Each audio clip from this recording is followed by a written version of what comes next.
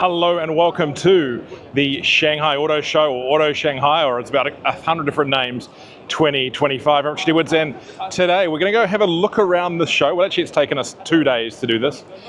This is a massive show. We're not going to get to see it all, but I've kind of hand-selected a few things that you really needed to look at the show. And we're going to start. Look, I'll be quite honest, I'm here with the team from GWM. They've kindly hosted us here at the show this year. So we're going to start with a bit of a walkthrough of their stand, and I'll talk about a few things we picked up on in the last day or so. And then we'll move on and look around the show at some other key stuff, some that's coming to New Zealand, some that's just downright interesting or fun. And yeah, so it's going to be a bit of a long video, but let's start off with GWM.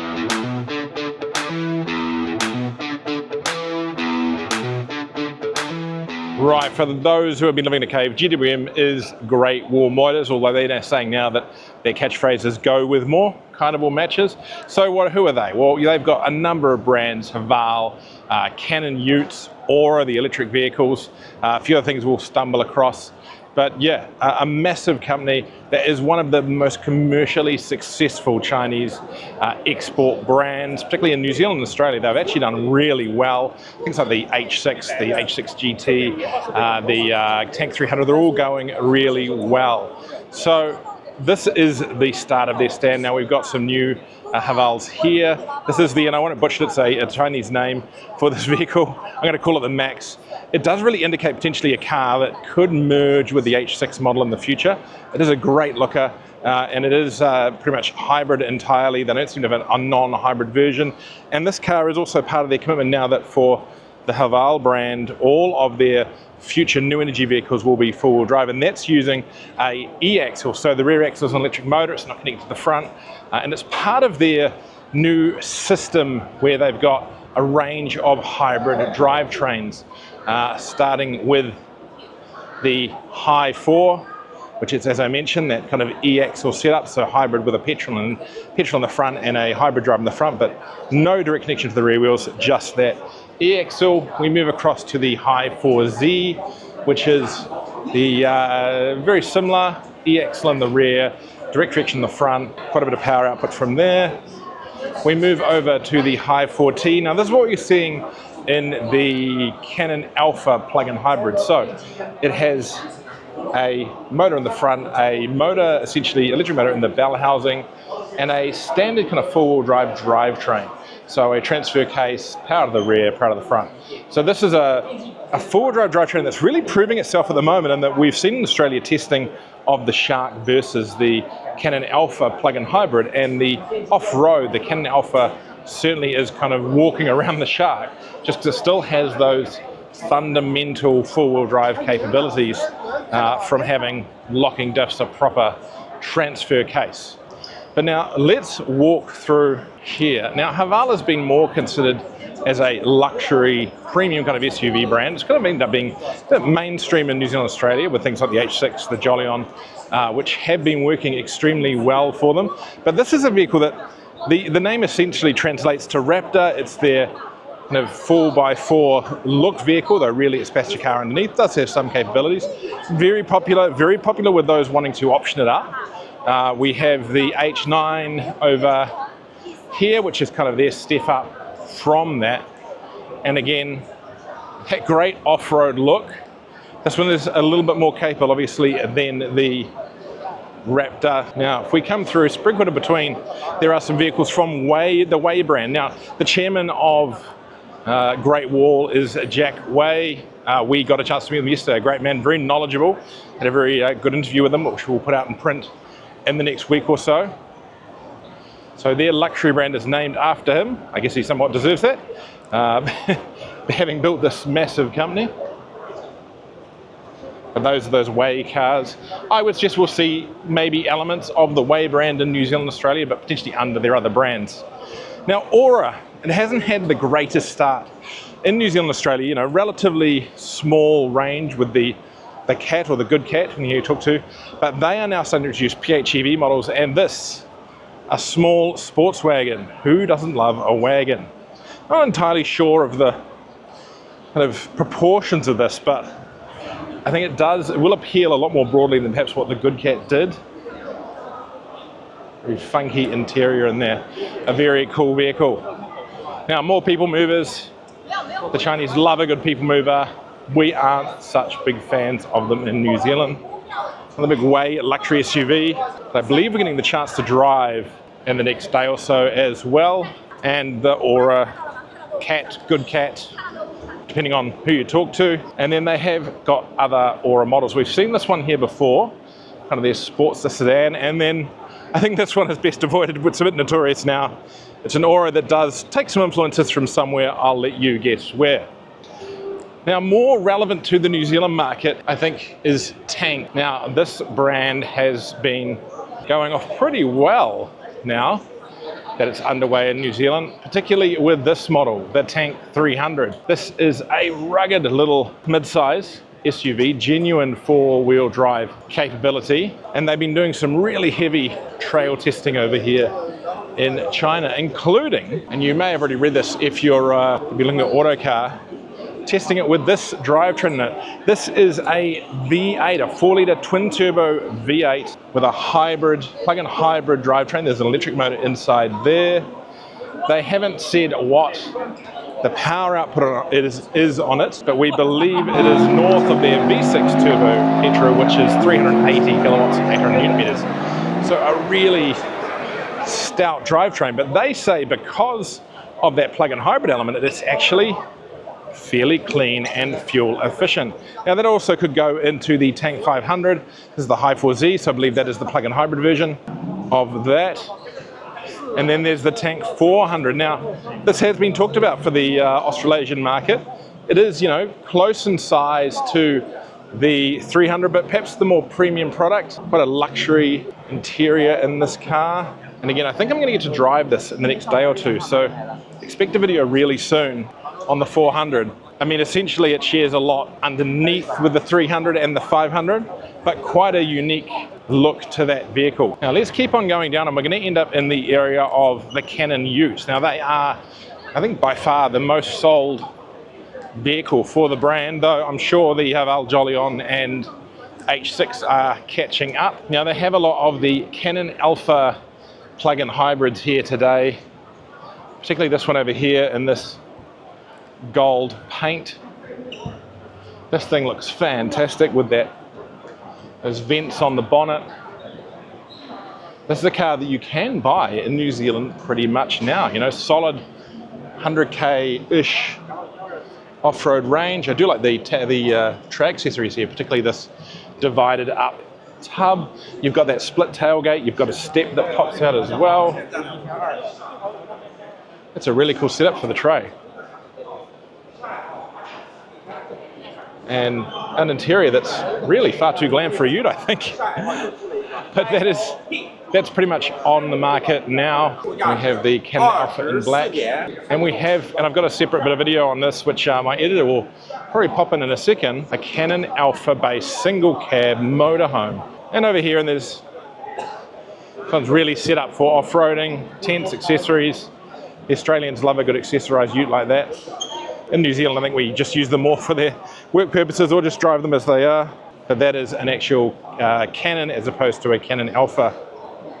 So, yeah, that's great. Now, one last little thing on the Great Wall stand. They produce motorcycles under the So brand, and these are a flat V8. So that 4-litre V8 that's going into the SUVs is not their first They're not their first 8-cylinder vehicle, the Ute is. But these are a cool looking machine. Now at this stage they said they're not coming to our end of the world, but just amazing to show the breadth of engineering ability that Great Wall has and what they're able to put together.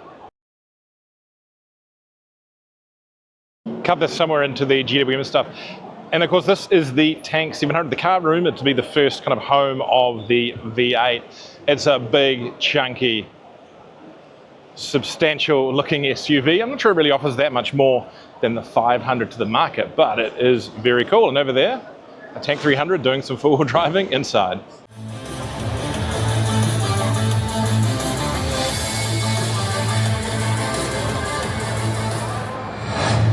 GWM, go with more. a very quick stop on the BMW stand. Look at the new Class X. So the new Class is their kind of new design language. We've seen the new Class concept already. But this is the X is going to hint pretty heavily at what we're going to see later next year, which is probably the all-important BMW iX3, a very popular and successful EV model for the brand. So this hints at what we're going to see in that. Quite spectacular interior in there. They've got a couple of other cool cars on the stand too. They have this, a classic BMW 1500. What a gorgeous looking car. And if we come around here, we have the actual original BMW new Class concept. And lots of composite materials. Very, definitely BMW retro hints there.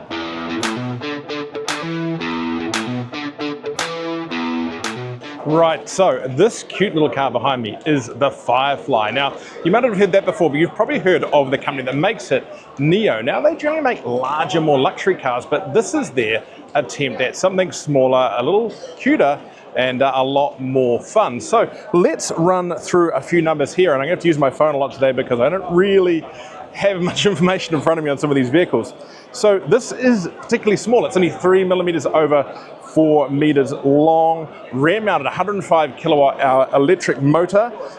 It has a top speed of about 100 k an hour, 8.2 seconds to 100.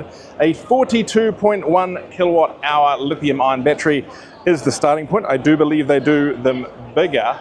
And it is capable of battery swapping. A range on the CLTC, so the Chinese very optimistic scale of 420 kilometers. But so yeah, I mean, you're looking probably at 300k real world New Zealand, maybe a little bit more. But it does fast charge really well, 100 kilowatts, which is actually pretty good for a small car. Pretty high-end 80s features, self-driving, all those kind of things. 13.2-inch screen inside.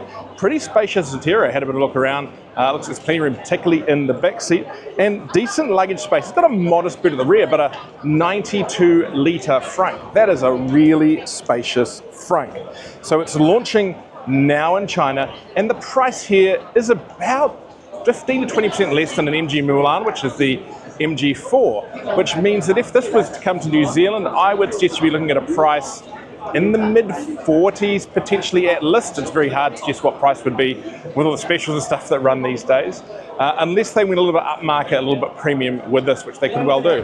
But we so often see people calling for a modest range, affordable electric car.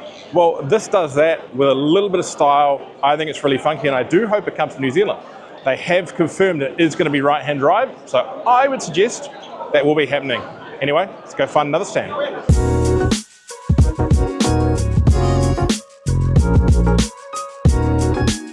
Still on the Nissan stand here at the Shanghai Auto Show, and to get this next car, I'm going to fight the Chinese influencers, as you do with vehicle launches here. They are very, very active, they love their filming over here. But anyway, what is the N7? The N7 is a sedan that has been co-developed between Nissan and its Chinese partner Dongfeng. We mentioned them back when we were talking about the Frontier plug-in hybrid. So it is a sedan, think mid-size, Camry-ish, maybe a little bit smaller. Comes with the choice of two rear-wheel drive only motors, a 160 kilowatt unit and a 200 kilowatt unit. Probably the same motors, but slightly different ratings. And two batteries. One is about 58 kilowatt hour and one is close to 70 kilowatt hour. You've got range between 520 and 620 on the somewhat liberal Chinese scale, so really kind of expect this to be a 400 to 500k car on a good day. But yeah, a relatively simple car, but interesting technology. I think it's relatively affordable in China. Is it going to leave this market? I'm not so sure. Of course, sedans just don't sell that well at our end of the world. So I'm not sure I'd expect this one to come to New Zealand, but an interesting car nonetheless, and I think really good looking. And again, it's interesting to see that these Japanese car companies are being quite willing and eager to get into partnerships with these Chinese brands if it means they can keep developing cars and keep growing, both here and outside of the market, as we're seeing potentially with that Frontier.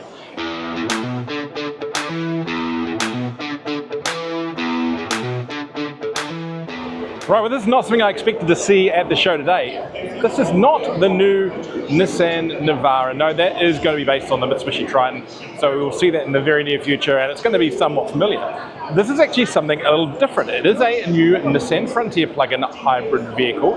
It's a joint venture between Nissan and I believe Dongfeng, who currently build their vehicles here as well. And this is a full plug-in hybrid ute. So 33 kilowatt hour battery, has around 300 kilowatt. But we'll have a look at a walk around at the moment. It looks fantastic.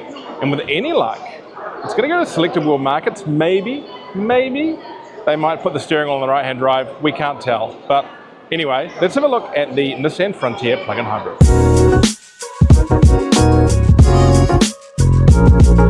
This isn't going to be easy because it's very busy here if we go around. But we do have this clamshell bonnet on the front of the vehicle. A Nissan badge that is pretty much just a light through the paintwork and lights around the front as well. Now this is pretty much production, so this isn't some show pony. This is what the car ultimately will look like. Very popular there. All-terrain tires on this one. They look like they've almost might have been doing some work. And then cameras on the wing mirrors. This is after all a Chinese-based market vehicle, so they love a good surround camera. Very large, spacious interior.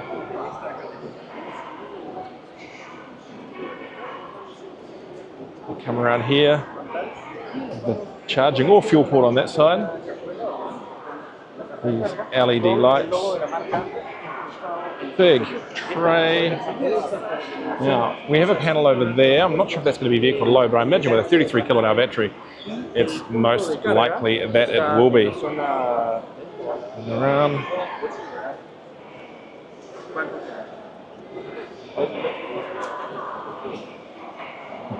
Of course, we have a port on the other side because one of those sides is going to be petrol, one will be power. We'll duck in here. Interesting gold door trims in here. Really nice interior. Just very similar space as just to a Shark, maybe a little bit less. Big sunroof up there.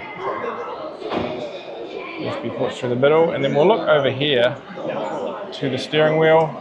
Have a single beam steering wheel, 2 screens, all very much what you expect on Chinese vehicles these days, these screens showing the vehicle. I'd like to see the picture of the vehicle on the cars. So what we indicated is a lot like a Shark. It is actually probably closer to the Canon Alpha in format in that it does have a drive shaft running power to the rear wheels. And interestingly, the battery is under the tray, which of course potentially gets it out of the way of rocks and other risks when it's in an off-road environment. Still at Auto Shanghai 2025, and behind us is the Jet Tour G700. Now, what is Jet Tour? It is a sub-brand of Chery. Now, Chery are in New Zealand, and there has been some indication that the Jet Tour brand will be coming to right-hand drive markets, which is interesting. They've got some pretty cool, really off-roady type vehicles, big focus on plug-in hybrid. But the new vehicle here at the show is the G700. It's their entry into the really big, giant off-road luxury car market. Let's go have a look. So this is a big vehicle. It's about 5.3 meters long, so kind of up there, definitely in that Land Cruiser size range. A little bit of Hummer to it as well. And they've clearly done a lot to off-road up these things with accessories, which is not uncommon for the Jet Tour vehicles here in China. Big tow hitch on the back there, which is, I guess, a good sign for New Zealand and Australian markets. This thing is massive. Ladder there, come around. Got an unapologetically tough look to the vehicle. They've got more over here. They've got several of these on stand. This one here is performanced up. It bulges on the bonnet. You can look inside here.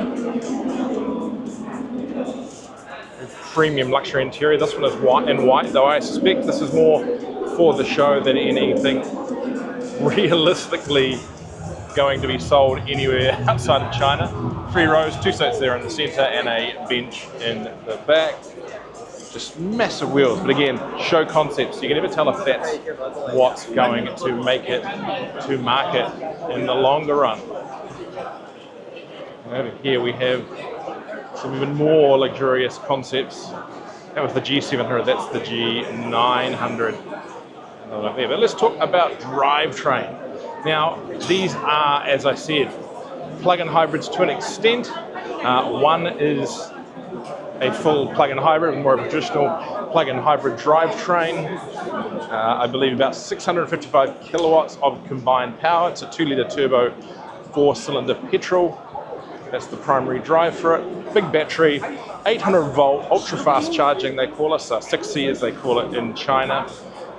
So yeah, 655 kilowatts, that would make this quite the beast. But that is only the lesser of the two drivetrains. So you have the choice of that or an extended range version, which is primarily electric, but then uses the 2-litre engine just to charge the battery.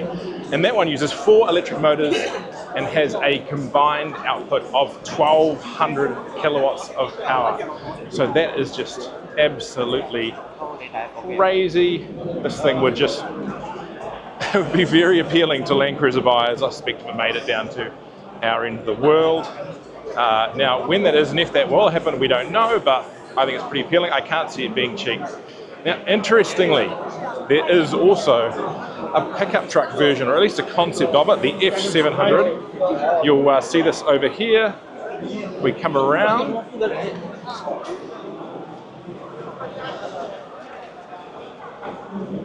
Here is your truck bed.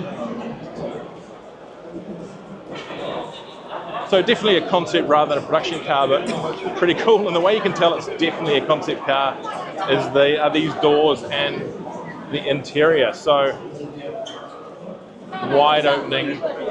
Hesitate to use the word, but you know what we're talking about with those kind of doors, and an interior with individual seats there. Right. So that is the Jet Tour G700 and F700. Super cool, amazing vehicles. Obviously that's the concept, but that G700 looks very ready for production. And as we said, Jet Tour has been picked as being a brand that will make it to Australasia, definitely Australia, maybe New Zealand in the long run. So yeah, don't forget, like, subscribe, and we'll tell you when it does finally come to our end of the world. Right, back at Shanghai Auto 2025. I always forget what year it is. And we're on the Chery stand. So why is Chery interesting? Well, they have just confirmed that the Chery brand is returning to New Zealand. So let's just go for a very quick wander and just have a look at some of the interesting models that are appearing in here, some that may or may not come to New Zealand. Now, I've been to a Chery event before, and they do love having their little robot dogs running around all over the place.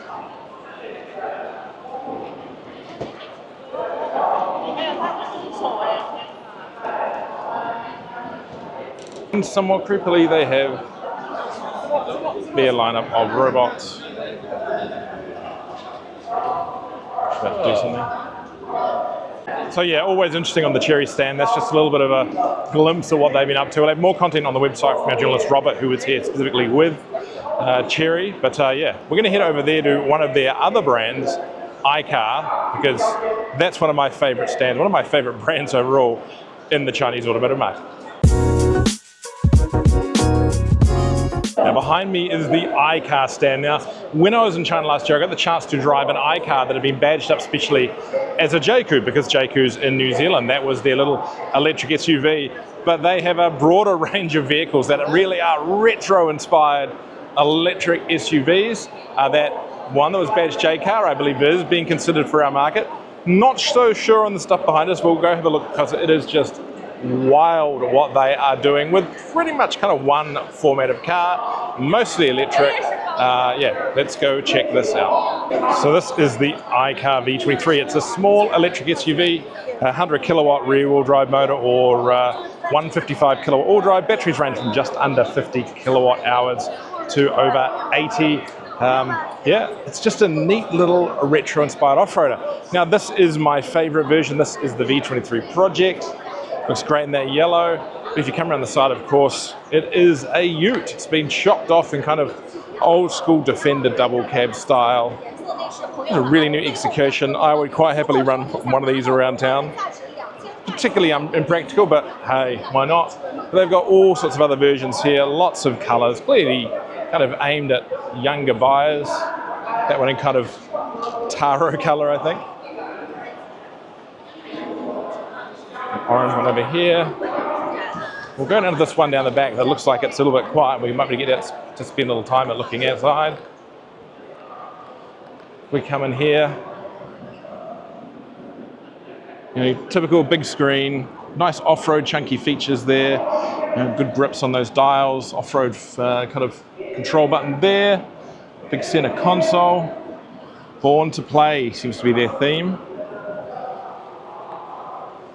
Nice seats there.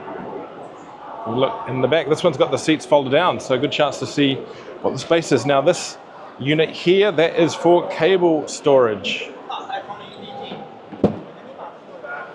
If we open up the back, I guess somewhat of a modest boot.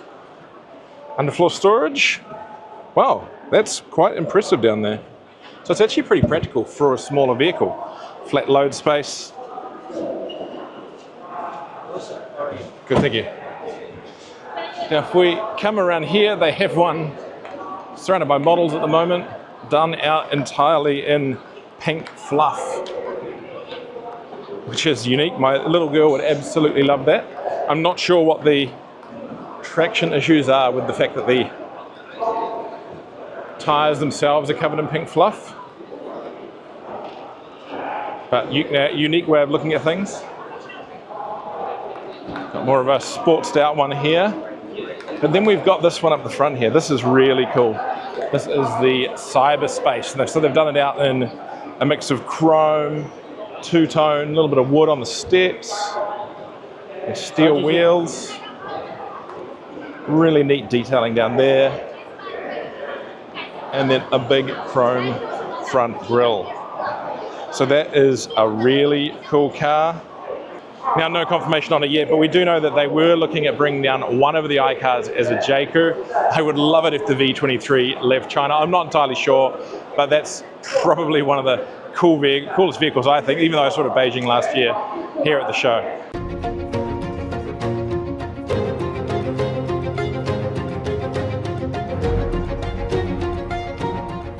Right behind me is Maxus, but ignore that badge. It's LDV in New Zealand, of course. And they are a modest player within the commercial vehicle market, have been for quite some time. Of course, these days distributed by Inchcape. But let's have a quick walk around their stand and see what they've got, because there's some stuff that's coming to New Zealand very soon, may already be on the ground, we'll see. And that is their new ute. So we come over here. This is the Teron. I believe that's what they call it in New Zealand. They come in both petrol, diesel, and a fully electric version. It is a really substantial truck. Big tray, kind of unibody layout. So there's no seam, and there is a midgate, so that can pop through to extend your loads into the cab. And a really interesting kind of step format there for the vehicle. We come around here and have a look inside. Quite a different interior to what we're used to with utes. Transmission shifter there on the center console. Big long screen through the middle there. Really plush. And if we jump into the back seat, again, we've got the ability to fold these seats to have this midgate come through. Lots of space, though it looks like quite a short gap between the floor and the seat. But really interesting vehicle nonetheless. And yeah, that will be available as a full EV as well. But they're not going away from, you know, that whole tough look. They've also got some here that are set up to be off-road. I'm not sure if that's sitting on the rocks or if it's been jacked up there. Of course, an important payloader there in the form of two stuffed, I have no idea. Are they capybara? You tell me in the comments. Wow, if we come in here, they have gone into the SUV side of things as well. Now, I'll put some spec up on screen for this one because I'm going to dig it out. But this appears to be an SUV version of the Teron. And it's massive. Looks a little bit prototype-ish. Really, it's a ute with a canopy. But wow, that looks really seamless what they've done there. Interesting what you can do with that kind of unibody feel to the ute with that no seam in the middle. Pop a canopy on, it looks pretty much like an SUV. Now we've got some other vehicles here that we've seen before, the MIFA 9, So here they get a full width screen. Very cool. Somewhat of a unsuccessful vehicle in New Zealand. I think that's partially down to the just some software issues. I quite like it. We have a facelift for the E-Deliver 9 here. This one, though, particularly is in motorhome form. That's a slide-out motorhome, and this is actually a PHEV.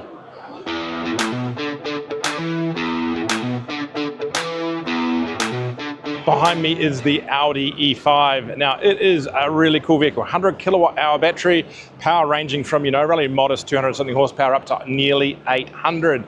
But here's its party trick. It will do nearly 1,000 kilometers on electric only. And the downside, it's for China only. And now behind me is the Escalade IQ, Cadillac's big 3-row luxury electric SUV. Going to be hugely popular, particularly in America. Unfortunately, it's not coming yet to Australia and New Zealand. But they have announced another couple of cars that are. Now, we already know the Lyric is coming. That's actually already landed on New Zealand roads. They've got that here. But if we come over here, we can check out the other two cars that they have confirmed. This is the Optique. It is their smaller electric SUV. Very similar, of course, to the Trailblazer and the Honda Progress in America. I think it's going to be a really popular size. We look inside, very inspired by the Lyric interior with the big curved screen. Wood finishes and brown leathers, though I don't think we'll see that at our end of the world. In the back, plenty of space. Even though this is their more modest size car, it's still a fairly sizable, spacious vehicle. But if you're really looking for space, over here we have the Vistique. So this is their 3-row version that we will be getting. That is quite the substantial vehicle. Of course, all-wheel drive, all electric, batteries over 100 kilowatt hours. And if Lyric's anything to go by, probably quite reasonable pricing for what you are getting. And a lot less than the inside of that one, but yeah, that has been confirmed for New Zealand. Of course, they have a whole pile of other Cadillacs here that are petrol hybrids, that kind of thing, that are not coming to around the world. Cadillac at this stage, I reinforce this stage, is remaining electric only.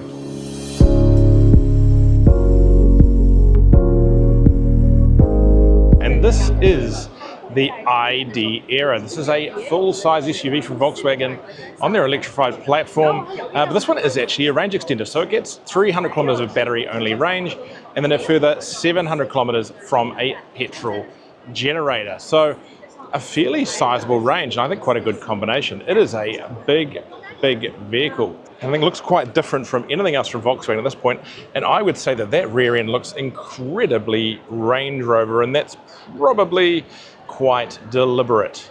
Now, they have two other cars they've launched here at the show as well. Here on the MG stand now, and you've got to say the stand, it has to be the Cyberster. That one there is a special sports edition. That one over there a little more standard, but here ultimately the global replacement for the ZS EV. So sized a bit more to take on the Geely ES5 and the BYD Atto 3, or probably more the C-Line 5.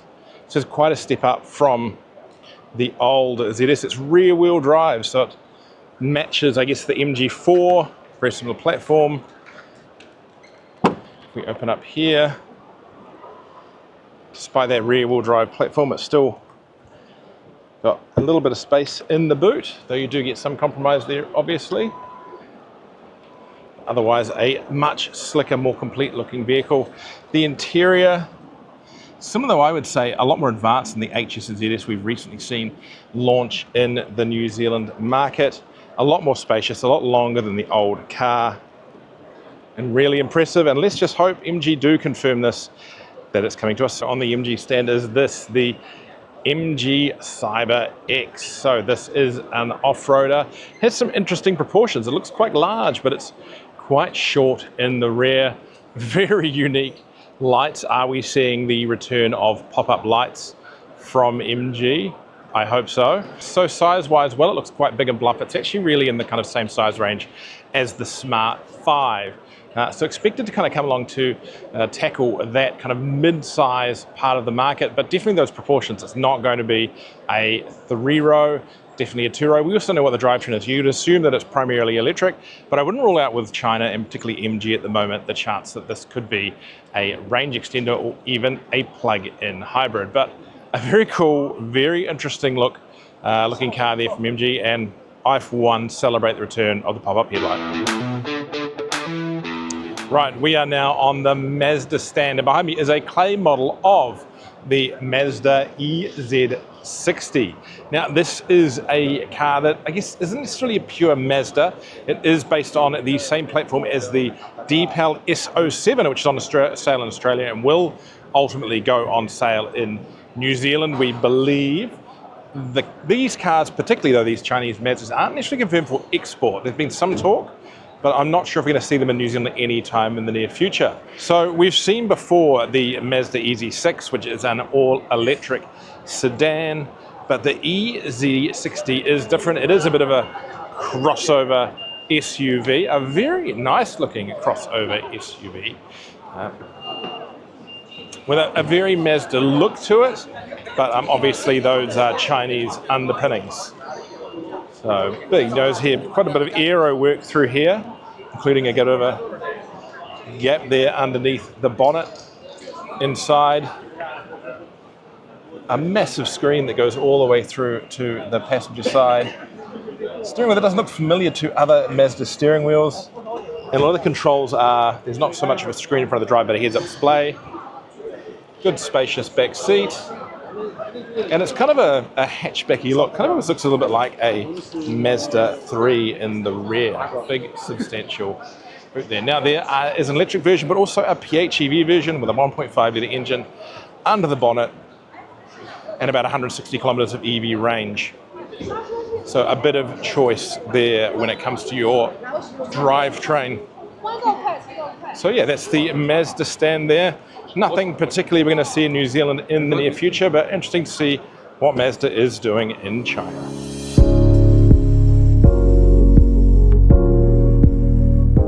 Now, one of the more important brands in the Chinese market is Chery. Now, they have just, of course, launched in New Zealand. They've just opened their first dealership in Auckland a few weeks ago. You can watch our video of the new EX5 SUV somewhere up there. But let's go for a walk around their stand and just look what is here and what is coming from what is, really one of the big powerhouses of the Chinese market. And if we start off first, they have the EX5, as we call it, the E5 here, straight off on the stand, but then also more vehicles straight away. The Galaxy 8 sedan is there. We may or may not see that come to New Zealand.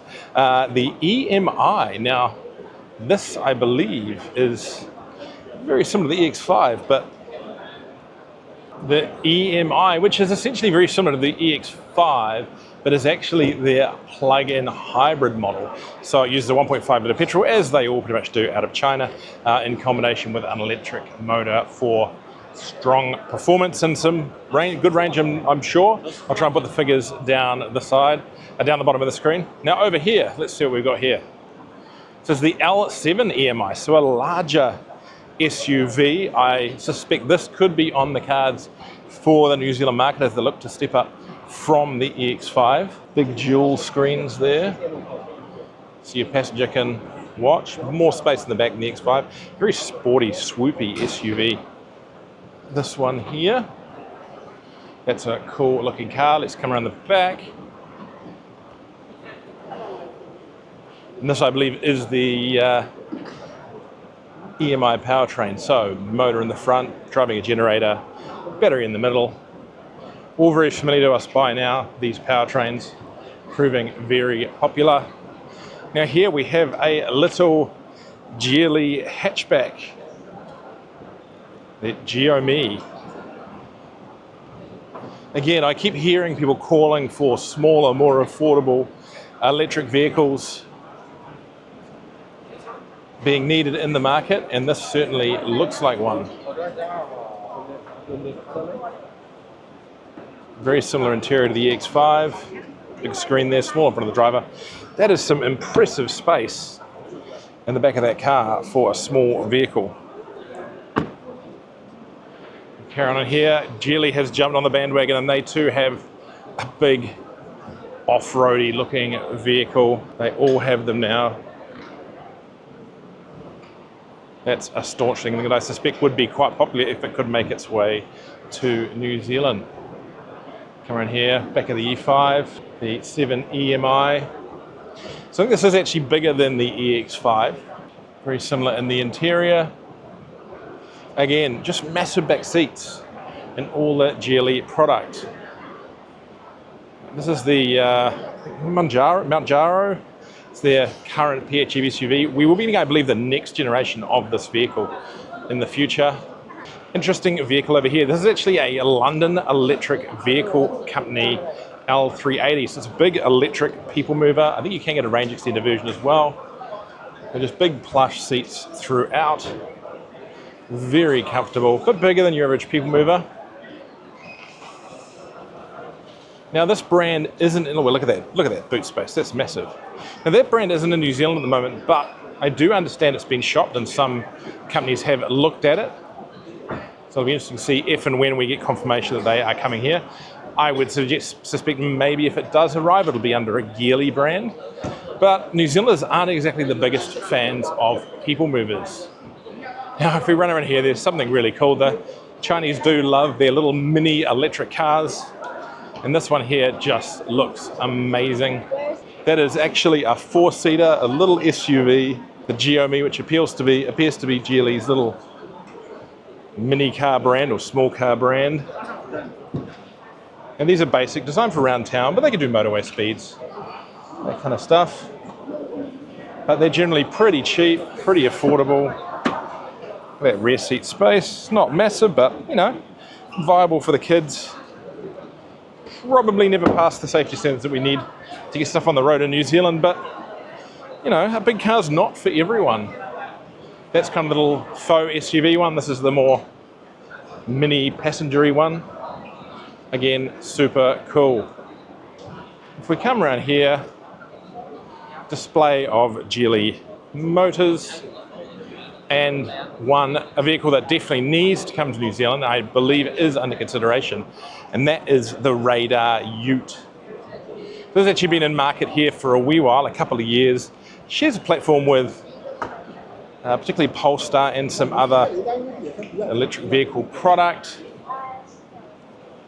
It's either a 200 kilowatt rear wheel drive or 415 kilowatt full wheel drive. Fairly decent range out of them, I believe. I can't recall what the batteries are. I'll put them down on the screen. But there's the range, up to 460 kilometers for the four-wheel drive, 560 for the two-wheel drive. That, of course, is the Chinese CLTC standard, which is a bit adventurous. This one here, though, is actually a PHEV. So they're moving on from just the electric vehicles into a PHEV option. But yeah, it's a car-based ute, not necessarily as big or as off-road capable as the more traditional stuff, but still a substantial vehicle in its own right. And I do think we need to look a little bit differently at some of these vehicle formats as we go on. Do we all need a big separate chassis ute, or sometimes will something like that be enough?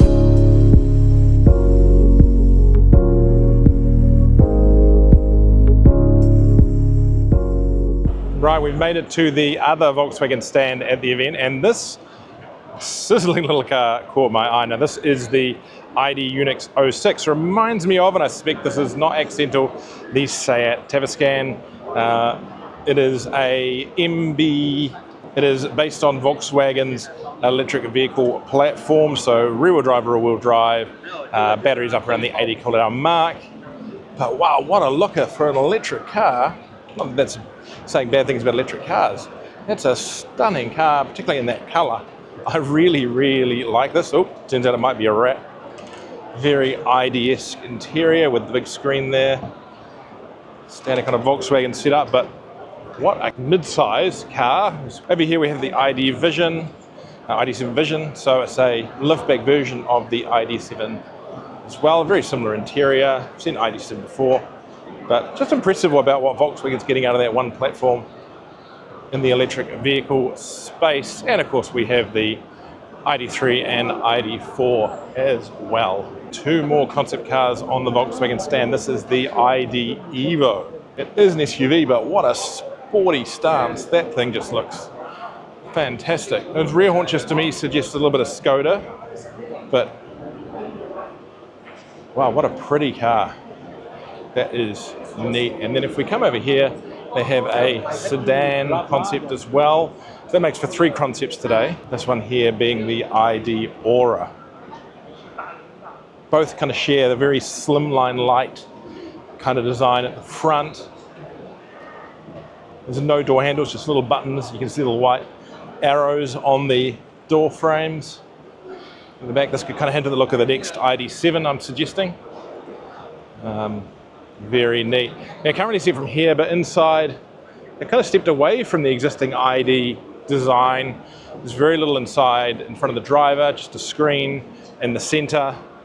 So maybe that could indicate some change there as well. Now, my editor's going to have to reverse this, and this one's not a car, but it's a little bit of a tidbit. The new Audi logo up there. What do you think of Audi without the four rings? They do have four rings over that way, but yeah, it's a little bit different.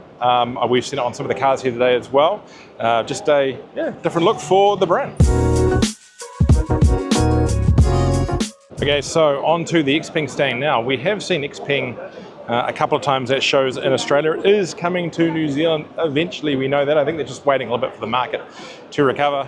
Very popular here today is the MO3, their budget sedan, but there's definitely some other stuff about the P7 Plus.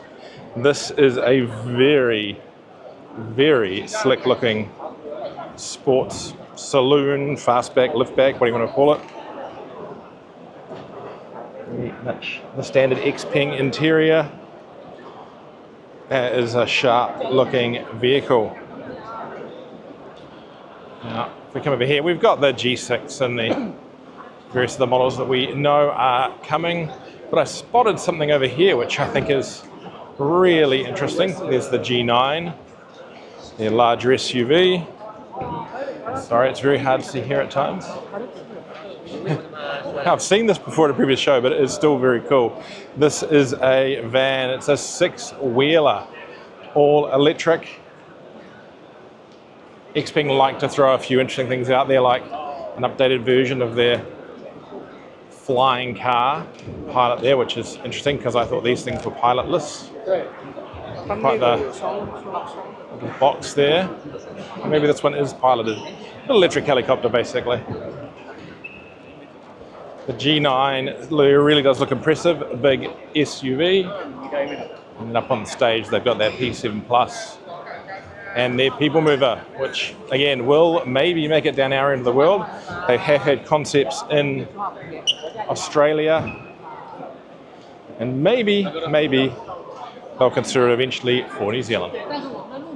Right, GAC Group. This is another brand that has confirmed itself as coming to New Zealand. We don't have any exact details on when, but I think we'll see first vehicles early next year. I know they've got staff operating now. Let's go for a little bit of a walk through their stand and we can learn about them together. Obviously a strong mix of PHEV, hybrid and electric vehicles. This one here, the GT. That is a paint job only the 90s could love, I suspect. It looks better in the red, certainly. Let's look at some specifications on this one. With 4.9 seconds 0 to 100, but I can't tell you much else other than that. And then this sporty little number over here. Everyone loves scissor doors. The Hyper SSR. Now, just squeeze around through the gaps here. Their new HL SUV. That's a fairly big, luxurious looking beast. Let's come around here. This is the S7, which has definitely some, we see this a lot here, some Range Rover-esque styling hues. 3 rows there, and if we look at the spec sheet, we have plug-in hybrid. Yeah, plug-in hybrid, so it'll run around that 180 to 200k plug-in hybrid range, and then a petrol engine kicks in to go the rest of the way. but very spacious, very luxurious. Big screen in the front. Popped in on some guys accidentally having their break nap there. People movers, every Chinese car company has one. S9, another kind of people mover, but with a bit of a SUV look to it. Not sure if any of these people movers end up coming to New Zealand, but they certainly seem to do a lot of them now. Let's have a look at some of this weird stuff over here. This is a flying car. It looks like the flying component pops off the driving base. But check out this GAC Pickup 01. Wow. That is a unique concept. Ostensibly a ute or a pickup truck. Absolutely massive. Red velour interior. And a tray that isn't really a tray, or is it just so big that the canopy needs to have straps to pull it up? That is a spectacular concept. I can't see it getting remotely close to that in production, but that is spectacular. Now they have, like we've seen in a few stands here, a robo-taxi. This one has been set up for Didi, the ride-hailing service. It does operate in New Zealand, but very popular in China. And over here, some of the stuff that I think we might see make its way along under the Aeon brand. This is the Y+, small electric car. The Aeon UT. Again, small, affordable cars is arguably what people want, or at least they say they want it, but really what they want is SUVs. And over here, this is an Aeon SUV, the Aeon V. They seem to focus very much with the Aeon product on upright, voluminous cars, which is probably a good thing. Very, very practical. Now, if we come over here, you can see that this is electric. Most of them run between 520 and 750 kilometers worth of range, and LiDAR on the top there for self-driving technology.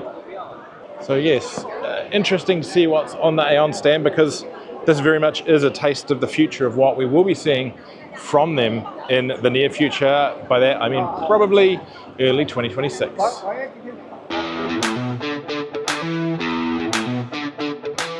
Okay, nothing really new on the stand, but I'm a Xiaomi nerd, so I had to come and check out the Xiaomi stand, and they've just got lots of SU7s in all various colors. Now, I know they've got an SUV coming, and I thought maybe we would see that here, but it seems not yet. Instead, we get to see the famous SU7 just in various different versions. Now, this car has kind of taken China by storm, proved incredibly popular. I have heard rumors there is one driving around Auckland, perhaps a little naughtily, maybe on a trade plate, but it does look good. And of course, famously, Ford, the Ford chief executive has said he is driving one and really likes it. It is a little bit of a hint of Porsche Taycan perhaps in its design, and that's no bad thing. And of course, they have the Ultra version up here on the stage, which has just proved to be incredibly rapid, and I understand has set some pretty spicy times around some racetracks. Have a blank body over here. Now, will we see the Xiaomi SU7 come to New Zealand? I'm not sure. I'd say we'll see Xiaomi come one day, but I'd say the SU7 will have been long replaced by the time that happens. Part of that is because it's so popular in China. They're just struggling to build them to keep up. And while there has been talk of overseas expansion, I would suggest that's going to come to left-hand drive markets first. Now, we're here on the Ford stand, and this is a car I think that would actually do pretty well in Australasia. This is the Ford Edge Hybrid. So I guess this is kind of a run-on from what we used to call the Endura in New Zealand, but it's a completely different body. It is a 3-row vehicle. So you've got, well, in this case, it's a 6-seater, but you can have it as a 7, I believe. Very Ford interior, but big screen covering over to the passenger side as well. So I guess it kind of fits in the range below the Explorer, a bit bigger than an Escape. It's a hybrid, so you can assume it's the 2-litre turbo with electric power underneath as well. So yeah, a really good sized car that I obviously suspect wouldn't be terrible for the New Zealand and Australian market.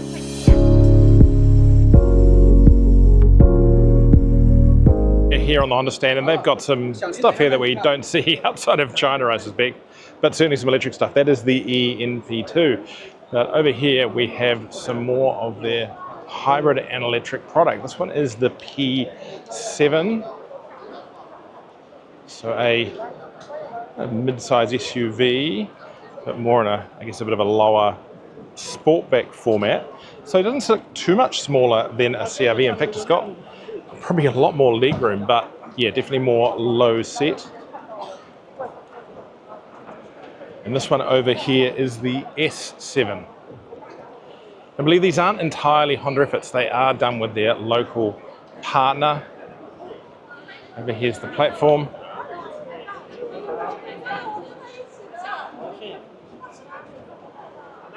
All electric.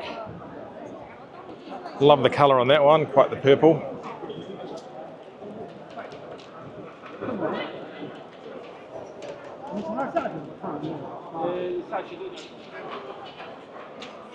Sizable boot on there. So while electric is slightly out of favour of them, and I really do think this P7 is a really neat format car, a great size, not too big of a footprint, but really spacious inside, and as I said, all electric. Similarly with the S7. Now this is ROX. Now they are, yet again, another brand that is bringing really chunky, big off-roaders to market. Now these ones are range extenders, so fundamentally electric vehicles, but with a small petrol motor there to keep things all charged up. The ROX 01, big 3-row SUV. I had a quick look around one of these the other day. A colleague brought it out to me to have a look at, and really appealing, really nicely built. Just the one model. Chunky interior. Of course, 3 rows there. Big cushy second row. Back seats are a real cultural thing in China. They do love to be in the back and love having extra space. Just pushing the whole lifestyle element here. Can't see this one making its way to New Zealand for quite some time, but fun to look at nonetheless.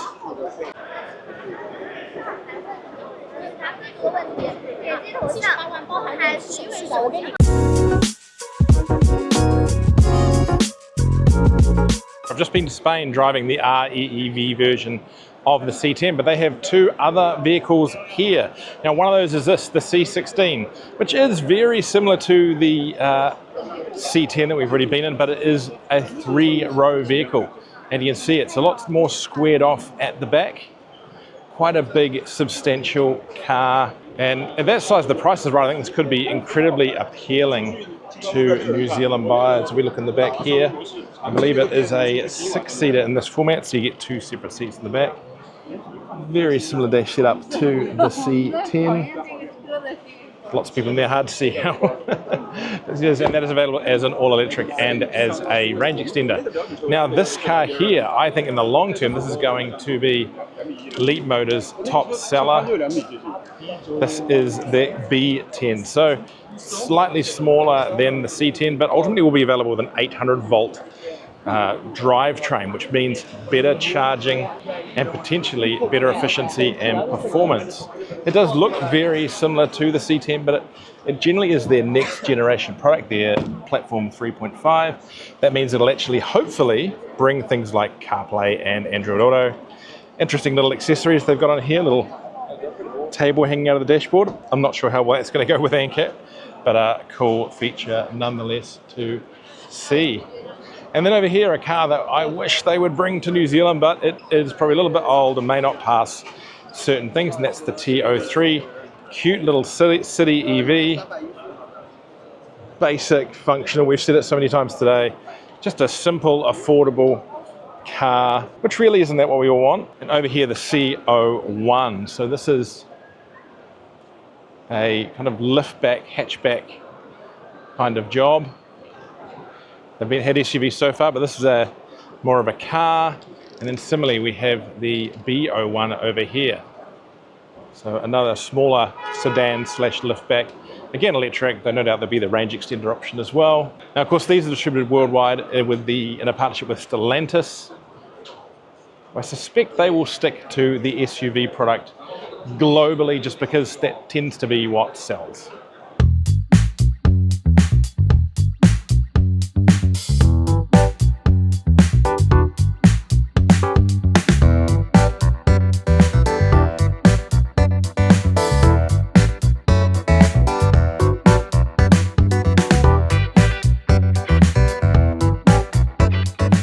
Something really interesting and a little bit fun.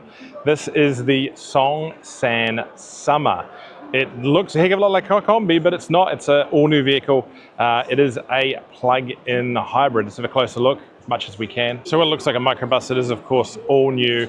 Underneath there is a 1.5 litre petrol engine, a 19 kilowatt hour battery, and an electric motor. So it's got a combined range of about 1,000 kilometers. But it's a bit irrelevant. I'd take it with anything in it. It just looks fantastic. 3 rows of very plush seating, 3 rows of doors, so no one has to share, you get your own. It just looks absolutely fantastic. And I actually think that roof opens up so you get easier access to the vehicle. Barn doors at the back. The full name, I think, is the Full Good Summer. I'm sure they were meaning the Feel Good Summer. But doesn't it look amazing? Look, it's not going to leave China, but it should. And yeah, where do I hand my money over to?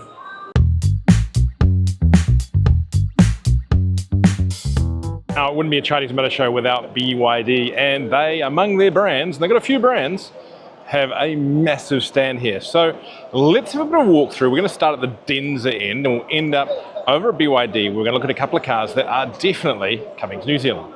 Right, so this is the Denza end of the stand. Now, Denza has been confirmed as coming to New Zealand, though when and what, we don't entirely know yet. Now, Denza is kind of the luxury performance arm of BYD, and they have some very sleek looking electric cars and plug-in hybrids. This is the Z9 GT, a big Grand Tourer kind of hatch cum wagon, pop-up spoiler at the back there. Very cool looking car. Love the red lit up badge.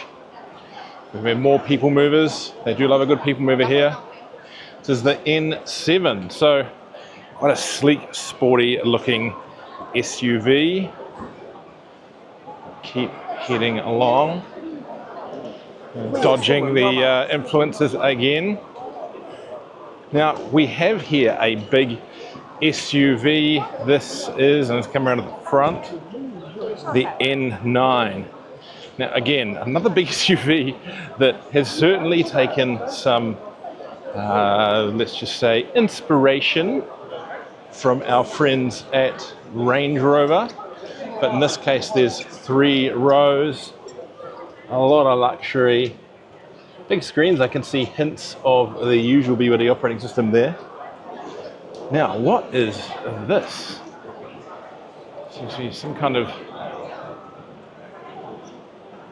new Denza sports car. That is stunning. Of course, we've seen a sports car from BYD before in the form of the Yangwang, but I'll put the name of this car down the bottom once I've done a little bit of research, but wow, really nice looking car there. We tuck through the gap here. You're probably seeing why it's so hard to work at these Chinese auto shows. They are so busy, even on media day. That's the Z9, big GT sedan. Right, let's cross over into Yangwang. Now, Yangwang is BYD's kind of hyper luxury stand. They have over here the U8, their biggest SUV. Now, this one is famous. We've seen it before in a couple of shows. It's a plug-in hybrid for being able to drive in water. It is massive, quite unique styling. And you can take it fishing. Well, theoretically, you won't notice in that the car actually has to go in for service any time that it's been in the water. But it's still pretty cool. This is the U9, their hypercar. Massive power. It's got Air suspension enables it to jump, so if there's something in the road, it can kind of hop over it. Scissor doors, mentioned already today, who doesn't like a set of scissor doors? And that colour, I know there's an element of the lighting, I'm not sure it's coming through in the camera. It's this amazing kind of crimsony red. It's looking a little bit orange in the camera, so I hope that that corrects itself when it comes through. We have over here a U8. Now I believe that pod on the roof has a DJI drone in it. Very cool. Not sure how handy it is, but very cool. And we've got some new models here from them, the U7. So this is again a big sports sedan liftback. Certainly quite an imposing car. Again, I'm not sure really going to come through on camera, but just it's a black, but just almost like diamond look to the paint. So well done there from. Yeah, thank you. Right, we're crossing over now to Baofeng, basically Leopard. This is their off-road brand, and you'll see in these vehicles a hint of where the Shark came from. In fact, the Shark shares quite a lot with the Bao 5, which is this vehicle here. Particularly its DMO drivetrain, so it's plug-in hybrid drivetrain. Considered very capable SUVs. These have been indicators coming to out of the world, and they'll certainly make a bit of a challenge to things like the Prado and the Tank 300. The BYD-esque interior there, and that center console is extremely familiar to those people who have checked out the BYD Shark. It is exactly the same, pretty much. Same cup holder, same switches. That one there just perhaps in a slightly more luxurious trim. I really like the Bao 5, but they got some new models here, some slightly more, I guess, car-based ones. It's definitely fully electric, that one, because it's got a huge frunk in it. Again, those same center switches that are familiar to the Shark and shifter.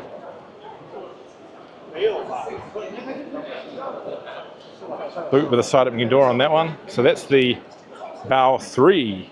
It seems back to the Bao 5. Bao 3 again. Now I'm coming back up to China next month, and I'm hoping to get a chance to drive some of these cars. This is the Bao 8, which I haven't seen before. A larger SUV, 3 rows. So could this be BYD's chance to attempt to take on the Prado and potentially even the Land Cruiser?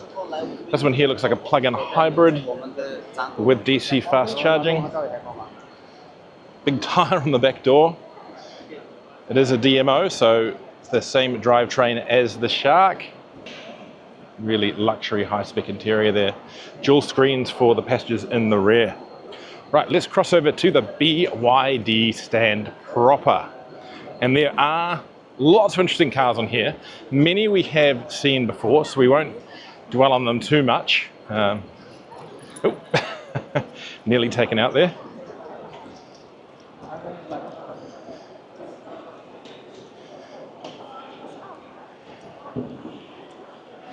A lot of these are already on the market around the world, or have been for quite some time. But there's a few ones that we haven't really seen before, and I'm keen to show you. So one of these is this one here, the Up. And their smallest SUV. It shares a lot of its drivetrain components with the Dolphin, even though it's quite a bit bigger. Lots of DMI product. That's the, this I believe is the Yuan Plus. So this is the facelifted Atto, essentially. Still very much the Atto underneath, but they've done a few things like change the rear tail light. It's more of a Dolphin-esque tail light. They've removed the textured panel from up here. Inside we have a more conventional interior finish. New wheels down there, and yeah, somewhat of a cleaned up front that shares a few aspects, I think, particularly this bit through here with some of their more recent product. You know, the Atto is a older vehicle now. It's been around for a few years up in China. Obviously additional cameras for the God's Eye system. You can see them in the front there. That's a really neat update to the Atto. Oh, just noticed that those indicators at the rear, they're pretty cool. And again, another camera for God's Eye. So that's a nice little update to the Atto 3. Hopefully we'll see that, I'm guessing, sometime next year. Right, let's carry on through.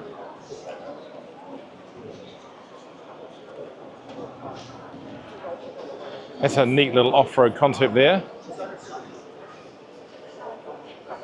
Based on what I believe is the L EV. Not entirely sure exactly what model that is. I'll see, we'll put it down in the bottom of the screen. Quite the beast. Now if we keep coming through,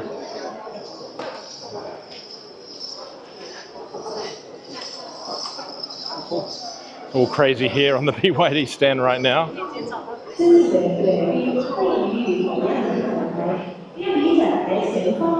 This is a sported up version of their Ocean hatchback wagon. Now, cars that we like. This is essentially the Seal wagon, or one of the, we've got a couple of cars coming that look pretty much like a Seal wagon. This one is a DMI one. Some interior updates there from what we know in the Seal at the moment.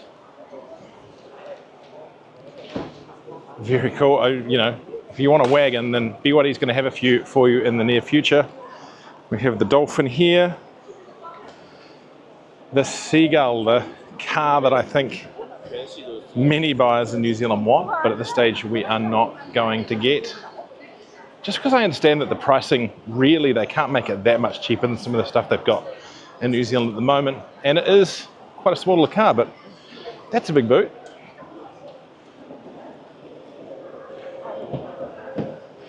Back seat space, not terrible. And in the front, it's still a nice looking little car, very much like a Dolphin. As you've probably seen from the videos, I do like a small car, and I do wish they'd bring it to New Zealand, but I just don't think it's going to happen.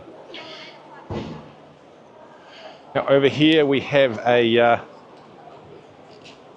moved it around since I was here yesterday. Right, it's over there. This is the BYD Sea Lion 5 EV, and it is a really good sized car for the New Zealand market. I was originally told it's about Tiguan size. I think it's a little bit smaller. Pure EV, 50 kilowatt and 60 kilowatt battery options, so pretty much oping the Atto 3, but I suspect it's going to be a little more efficient. Now, Oliver, if you look back, I did a walk around, did a detail thing of this car yesterday, so you can go and cut that in there. One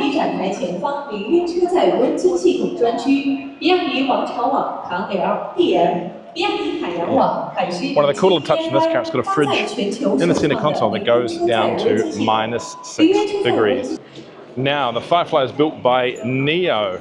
And while we're getting hints that Firefly is coming to New Zealand, I would suspect if that does happen, then NIO will follow. Now, there's not a lot new here today from NIO, but this is their range of vehicles. They are very premium.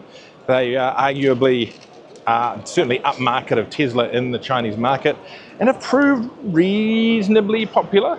They're possibly not going as well as I think some people had expected, but a really big range from sports sedans, big luxury SUVs like the ES8. We've showed you this before from previous shows we've attended.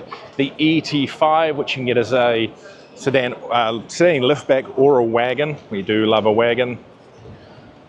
And the ET9 over here. A big kind of luxury sportback. All very much of the same flavor. And of course, NIO is famous for having battery swap ability. All their cars, including the Firefly, are capable of swapping batteries, though now they've got such a variance of batteries. I understand you can't necessarily always swap every NIO battery at every NIO charge swap station. And the question will be, if they do come to New Zealand, whether they go to that extent. And I'm just not sure that New Zealand needs the battery swap element. The range that you required in New Zealand just probably isn't quite enough to bother with battery swap. Maybe you look at having 1 or 2 stations, but I think without huge volume, battery swap probably just not really necessary. So that is it from the Shanghai Auto Show. I'm pretty knackered. These Chinese shows just get bigger and bigger and more crazy. It's been so busy, so hot, so many amazing things to look at, and I definitely will be back in the future. I think it's Beijing next year and then Shanghai after that. But if you've liked what you've seen, don't forget to like and subscribe below, and we'll have more great content coming soon.